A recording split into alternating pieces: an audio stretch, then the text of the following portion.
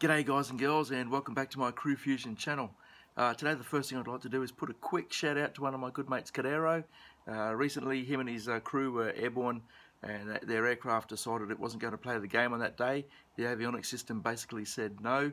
These guys had to resort back to their standby instruments and their previous training to get that aircraft safely on the ground. They executed it perfectly. Very successful outcome, so well done to you guys for pulling that one off. It just goes to show that, doesn't matter where you are and what's going on, the plane can always do something on the day, or the weather or something bad might happen that's going to make your day go really bad in a hurry. I'm glad you guys pulled out of it pretty safely. Well done. Today I'll be covering off on one of my subscribers' requests. They asked that I'd cover Asiana Airlines Flight 214, so yep, quite happy to oblige with that. So here we go. So Asiana Airlines Flight 214 was a 777 that crashed into the seawall at the end of the runway at San Francisco's International Airport. The incident happened on the 6th of July 2013, and the flight had flown in from Incheon in South Korea. This particular aircraft on the day had 307 people on board. The weather in San Francisco for the landing was pretty well perfect, light winds, 10-mile viz. Of note in this particular incident is there was an OTAM out for runway 28 left's instrument landing system. It was down for the day due to a maintenance fault. Now this video is a pretty famous video in the history of aviation. It pretty well came online on social media moments after the crash occurred. So as you can see, the first event that occurred in the crash sequence was the main landing gear, then the tail struck the seawall. Pretty drastic impact there, very uncool and a really bad rollover. Both engines and the tail come away from the aircraft upon impact, and the main landing gear sheared off, which is what it's actually designed to do. Boeing actually made it that way, so that the landing gear would shear off with this sort of impact, basically to protect the wing and the fuel tank structure. That's some pretty good quality engineering, if I don't say so myself, from Boeing right there. The empennage fell on the runway just prior to the threshold, while the remainder of the aircraft came to rest about 2,400 feet from the initial impact point. After about a minute or so, a fire started, which was actually hot oil from a ruptured oil tank just above the number 2 engine. The slides on the left of the aircraft deployed, but the slides on the right hand side, especially the two front doors, doors 1R and 2R, their slides deployed, but actually deployed inside the aircraft, which pinned the flight attendants to their seats. And surprisingly, given the intensity of the impact, most passengers were able to walk off this aircraft by themselves. The aircrew on the flight on this day consisted of 3 captains and 1 first officer. The pilot flying in the left seat at the time was being checked, and it was his first 777 landing into San Francisco. He'd previously flown other aircraft types into there, such as 747s. The pilot not flying in the right-hand seat, he was actually checking him. This was his first flight as a checker on the day. Both pilots were fairly experienced with Asiana Airlines, and the relief first officer, he was just sitting in the jump seat behind these guys. There were 12 flight attendants on the aircraft that day. 4 of them were actually sitting in the very rear seats, and they were actually ejected from the aircraft when the tail came off, but they actually survived the aircraft, surprisingly. There were unfortunately 3 deaths from this crash. They were all teenage Chinese girls. 2 of them were found dead outside the aircraft. Neither of them was wearing a seatbelt. One of these girls was famously accidentally run over by one of the fire trucks as it turned up to the crash scene. The San Mateo County coroner actually determined that she was still alive when she was hit.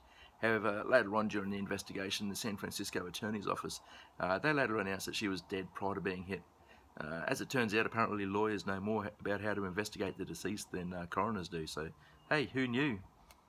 Eyewitnesses to the final approach saw the aircraft's low glide slope over the water, which was so low that they actually started seeing water being sprayed up from the engine thrust during the final approach. One of the pilots that was holding on taxiway Foxtrot at the end of the runway, he heard the engine spool up and then saw a drastic pull up in the last few feet. However, the descent path continued and the tail impacted the seawall. When the aircraft finally came to a stop, the captain initially didn't order an evacuation. He was in contact with the tower and was trying to determine the best course of action to carry out. One of the flight attendants noticed that fire coming out of the number 2 engine oil tank, so she told the captain and he immediately ordered an evacuation. The packs at the back of the plane, they were actually unaware of the evacuation call until later when one of the crew attendants came through and told them to get out of the aircraft. As I said before, 2 of the evacuation slides actually inflated inside the aircraft. The first one, that pinned the flight attendant to a seat. She was actually suffocating.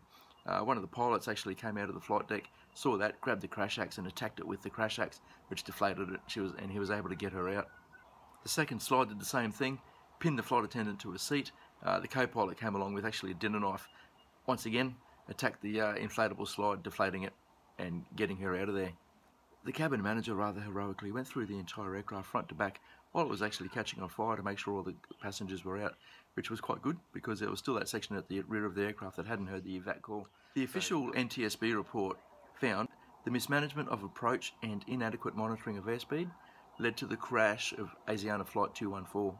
They determined that the flight crew mismanaged the initial approach and that the airplane was well above the desired glide path. In response, the captain selected an inappropriate autopilot mode, which without the captain's awareness resulted in the auto throttle no longer controlling their airspeed. The aircraft then descended below the desired glide path with the crew unaware of that decreasing speed. The go-around that they attempted was conducted below 100 feet, by which time it was too late. Over-reliance on the automation and the lack of systems understanding by the pilots were cited by the NTSB as major factors contributing to this incident. They later further determined that the pilot's faulty mental model of the airplane's automatic logic led to his inadvertent deactivation of that automatic airspeed control. In addition, Asiana's automation policy emphasised the full use of automation and did not encourage manual flight during line operations at all. Because the crew had mismanaged the airplane's vertical profile during that initial part of the approach, it led to a period of really increased workload that reduced the pilot monitoring's awareness right at the time that the pilot flying carried out the unintended deactivation of that automatic airspeed control. The crew's insufficient monitoring of the airspeed indications during the approach likely resulted from expectancy, increased workload, fatigue, and automation reliance. Expectancy theory is a good one. I actually had to GTS this one to make sure I got it right. But basically proposes that an individual will behave or act in a certain way because they are motivated to select a specific behaviour over other normal behaviours due to what they expect the result of that selected behaviour will be. I think the best way to explain this so that it makes some sense to all of us is imagine when you go to work every day, the front door that you go through is normally unlocked. So as you walk towards that door, you're expecting it to be unlocked and for you to be able to walk just straight through it and out the other side. So let's say one day when you walk up to that door, it's actually locked. So you're motivated to select a different behaviour because all of a sudden your normal behaviour is completely different. That's kind of the same sort of thing that happened with these guys in the flight deck. Now they definitely had an increased workload because of that previous error with the high approach. Their workload definitely increased and it caused the monitoring to be reduced later on in that approach. Fatigue was also cited as a factor. The NTSB actually stated that their previous rest cycle had been interrupted, so that did play a part in this day. There are plenty of articles out there discussing the human's reliance on automation these days. Reports have stated that airlines are actually failing to ensure that its pilots receive enough training these days in manual flying. In fact, commercial pilots may be relying so much on automation that they actually lack the skills to take over when the system fails. Contributing to the accident as well were the complexities of the autothrottle and the autopilot flight director systems that were apparently inadequately described in the Boeing's documentation and in the Asiana's pilot training. Other issues as well were the pilot flying's inadequate training on the planning and executing of visual approaches and the instructor pilot's inadequate supervision of the pilot flying. 82 seconds before the impact, of an altitude of about 1600 feet, the autopilot was turned off, the throttles were set to idle and the plane was operated manually during the final descent. Chairman Deborah Hersman from the NTSB stated that the pilots did not set the aircraft for an auto land situation. They had been cleared for a visual approach and they were hand flying the airplane. During the approach there were statements made in the cockpit, first about being above the glide path, then about being on the glide path, then later reporting about being too low on the glide path. All of these statements were made as they were on the approach to San Francisco. 3 seconds before the crash, someone in the cockpit called for the plane to abort the landing or to do a go-around. Then 1.5 seconds before the impact, a different crew member called for a go-around. The plane's airspeed on final approach fell to 34 knots below its target approach speed of 137 knots. All three pilots told NTSB investigators that they were relying on the 777's automated devices for the speed control during that final descent. The relief first officer also stated to the investigators that he had called out sink rate a few times to call attention to the rate at which the plane was actually descending during the final approach. This sink rate warning was repeated several times during the last minute of the descent. So as much as I hate to say it, and it's one of the most hated terms in aviation circles, but human error definitely played a part in this. These guys didn't set the aircraft up correctly for that approach. But it wasn't entirely their fault. The training system that these guys were working under didn't prepare them for the visual approach, didn't prepare them for manual flying, or for working without the automation system, and didn't prepare them for that further step that they needed to take if the aircraft actually does have an issue with its automatic systems, to be able to fly that aircraft by themselves. As a result of this crash, Asiana Airlines clearly copped a bit of a hiding. They had to change their training system and make sure their pilots were adequately prepared for this kind of flying. So let's chat about these ones with a little bit of a side story. The very day that this crash occurred, I was actually in Hawaii and on a holiday, and I was staying at a hotel that had an Asiana crew staying at it. I saw these guys in the foyer literally moments after this crash occurred, and I saw their shock as they watched it on the TV. The next day, I remember reading a really good article that I've actually since unsuccessfully tried to find. I wish I had found it because it was really good. I'd love to quote the author. But it was written by an Australian check captain that trained these Asiana crews. He worked for them. So he stated that as soon as he heard of the crash, the first thing he did was he checked the NOTAMs, and he expected to see that the ILS was down.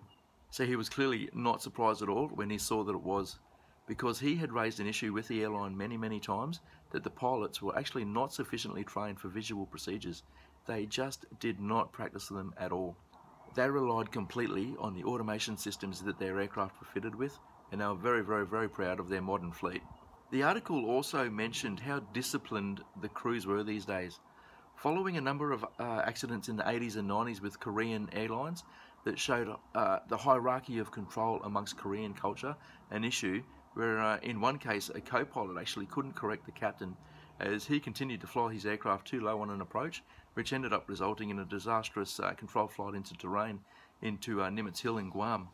A younger person in the flight deck that day simply wasn't allowed in their culture to talk to an older, more experienced person in that way. That culture has been reduced in the flight deck of Korean airlines these days, which is a very good thing. So this article went on to say that these guys, when they turned up to day one of flight training, they turned up looking absolutely awesome. They had tailored suits, expensive shoes, nice aviator sunnies. They looked the part, they looked bang on. They were awesome students as well. They could, apparently they could rote learn anything you threw in front of them. Their hands and feet flying, on the other hand, wasn't so good. The airline wanted aircraft operators and not really classically trained pilots. There was actually something pretty funny that came out of this crash. In these desensitized days of social media, it came out the day after, and I remember it very clearly because I watched it when I was in Hawaii there. That one San Francisco television station actually fell victim to a prank. We have new information now also on the plane crash. KTVU has just learned the names of the 4 pilots who were on board the flight. They are Captain Sum Ting Wong, Wee Tu Lo, Ho Lee Fook, and Bang Ding Ao. The NTSB has confirmed these are the names of the pilots on board Flight 214 when it crashed.